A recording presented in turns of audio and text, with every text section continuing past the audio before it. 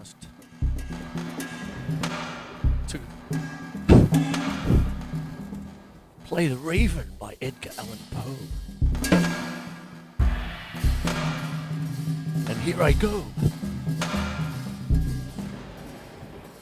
Once upon a midnight dreary, while I pondered weak and weary over many a quaint and curious volume of forgotten lore, while I nodded, nearly napping, suddenly there came a tapping, as of someone gently rapping at my chamber door. "'Tis some visitor," I muttered, tapping at my chamber door. Only this, and nothing more. Distinctly I remember it was in believed September, and each separate dying ember wrought its ghost upon the floor. Eagerly I wished the morrow, vainly I had to borrow from my books a case of sorrow, sorrow for the lost Lenore, for the rare and radiant maiden whom the angels named Lenore, nameless, here forevermore. And the silken, sad, uncertain rustling of each purple curtain thrilled me, filled me with fantastic terrors never felt before. So that now to still the beating of my heart I stood repeating, "'Tis some visitor entreating entrance at my chamber door." Some late visitor entreating entrance at my chamber door. This is and nothing more. Presently my soul grew stronger, hesitating then no longer. "Sir," said I, "oh madam, truly your forgiveness I implore. But the fact is I was napping, and so gently you came, as so faintly you came tapping at my chamber door, that I scarce was sure I heard you. Here I opened wide the door. Darkness there, and nevermore. Deep into that darkness peering, long I stood there wondering, fearing, doubting, dreaming dreams no mortal ever dared to dream before. But the silence was unbroken, and the stillness gave no token, and the only word there spoken was the whispered word, "Lenore." This I whispered, and an echo murmured back the word, "Lenore." Merely this, and nothing more.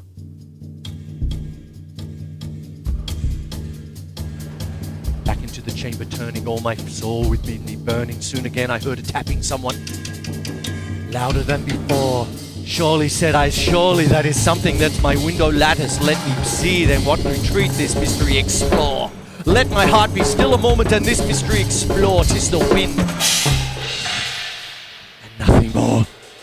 Open here I flung the shutter, when with many a flirt and flutter in there stepped the stately raven of saintly days of yore. Nor the obsessence made here not a minute stopped or stay here, but with mien of lord or lady, perched above my chamber door, perched upon a bust of Pallas just above my chamber door, perched and sat and nothing more.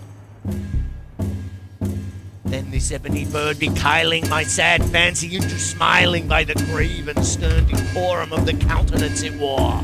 Through the crespy shore and shaven, though I said I'd show no craven, ghastly glim and age and raven wandering from my nightly door. "Tell me what my lordly name is on my nice Plutonian shore." Quoth the raven, "Nevermore." Sitting lonely on the placid bus, spoke only the one word, as if his soul in that one word he did outpour. Nothing farther than he uttered, not a feather than he fluttered, till I scarce more than muttered, "Other friends have flown before. On the morrow he will leave me, as my hopes have flown before." Then the bird said, "Nevermore." Startled at the stillness broken by the place of what we've spoken, doubtless, said I, what it utters is the only shock and storm, caught from some unhappy master root on muzzle of disaster, followed fast, until his song on one burden bore, till the dirges of his hope that melancholy burden of nevermore. But the raven, still beguiling all my fancy into smiling, straight I will at cushioned seat, in front of bird and bust and door. Then upon the velvet sinking I betook myself to linking fancy upon fancy, thinking this honest bird of yore. What is this grim, ungainly, ghastly, gaunt, and ominous bird of yore? Man is croaking nevermore.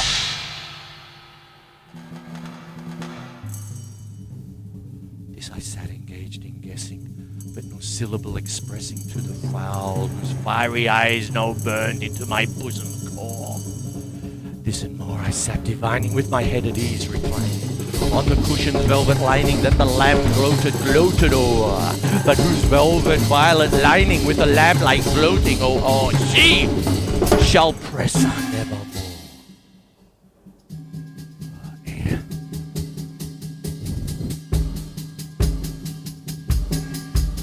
Then he thought, the egret denser, perfume from an unseen censer, swung by seraphim whose foot holes tinkled on the tough floor.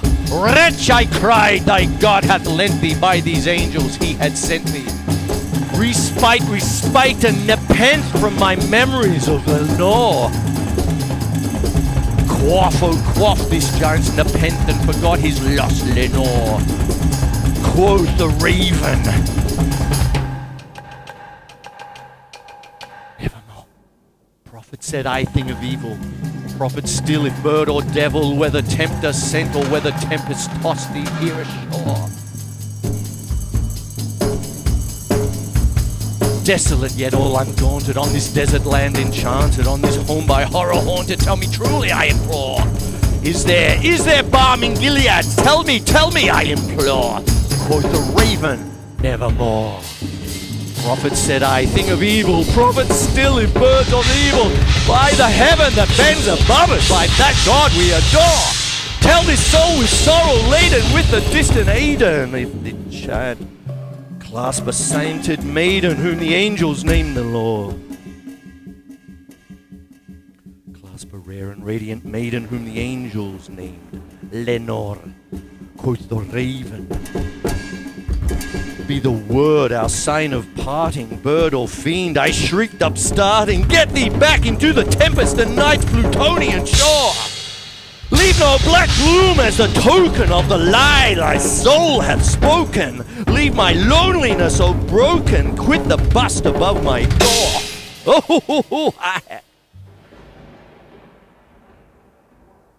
And the raven, never flitting, still is sitting. Still is sitting.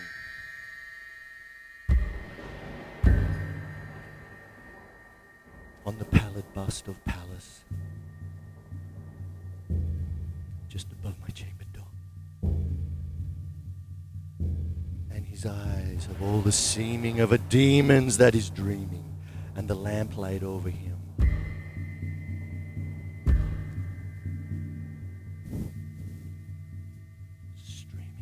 throws his shadow on the floor, and my soul from out that shadow that lies floating on the door,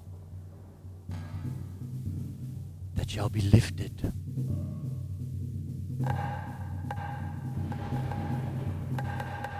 nevermore.